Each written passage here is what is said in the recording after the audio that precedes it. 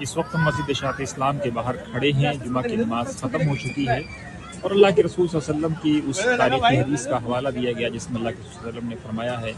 کہ اللہ کے رسول کی وہ حدیث کہ کلما خطبنا رسول اللہ صلی اللہ علیہ وسلم، اللہ کے رسول نے خطبہ دیا اور دو باتیں نہ کہی ہوں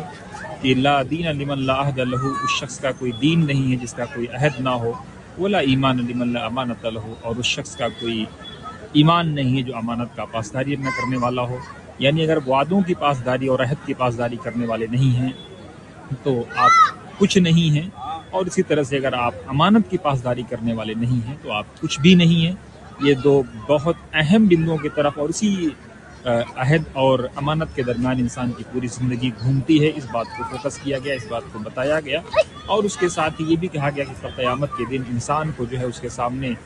اس کا اعمال کھول دیا جائے گا کہ کفا، یہ جو ہے کفا بنفس کا، کہ وہ خود اپنے نام اعمال کا جو ہے وہ نگراں ہوگا اور خود اس پر فیصلہ کر لے گا کہ اس کے لیے کون سی سزا اور کون سی سزا طے کرنی ہے۔ یہ بہت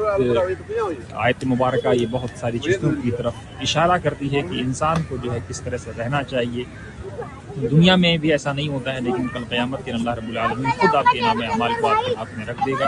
اور آپ خود فیصلہ کر لیں گے کہ آپ کو سورگ میں جانا چاہیے یا نرک میں جانا چاہیے۔ تو ان باتوں کی طرف اشارہ کیا گیا اور اس کے ساتھ یہ کہا گیا کہ انسان کو عہد اور امانت دونوں کی پاسداری کرنی چاہیے، اور وہ حضرت ابو جندل والی حدیث کا حوالہ دیا گیا کہ جس میں جب اللہ کے رسول نے صلح حدیبیہ میں معاہدہ کر لیا تھا، اس کے بعد جب وہ آئے تھے اللہ کے رسول کے پاس اور کہا تھا کہ آقا مجھے اپنے ساتھ لے چلیں، تو آپ نے فرمایا تھا، بیڑیوں میں جکڑے ہوئے تھے، پھر بھی آپ نے فرمایا تھا کہ اب معاہدہ ہو چکا ہے، صبر کرو، انشاءاللہ اللہ رب العزت حالات بدلیں گے۔ اور پھر وہی ہوا کہ صلح حدیبیہ کے بدلے میں جو کچھ ہوا وہ دنیا نے دیکھا۔ تو آج ضرورت ہے کہ ہم امانت کی پاسداری کریں، ہم عہد کی پاسداری کریں، اور اس کے ساتھ ہی جو ہے